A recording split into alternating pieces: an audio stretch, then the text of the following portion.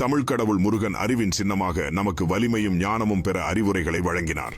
இந்த கோவிலில் பக்தர்கள் இன்பமாக மார்க்கம் மற்றும் ஆன்மீகத்தை அடைந்தனர்.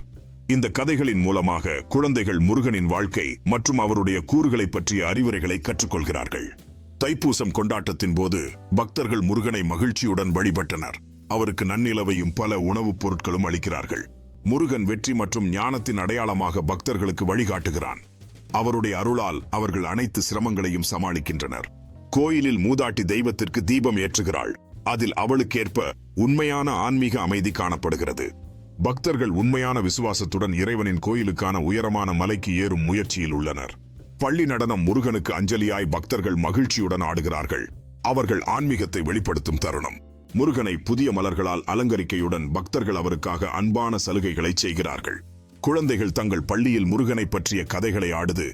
அவர்கள் சந்தோஷத்துடன் கற்பனை உலகில் மிதக்கும் போது இனிய விடியலில் முருகன் கோவில் மலைச்செடிங்கில் அமைந்துள்ளது ஆன்மீகத்தை படுக்கைக்கு உயர்த்துகிறது.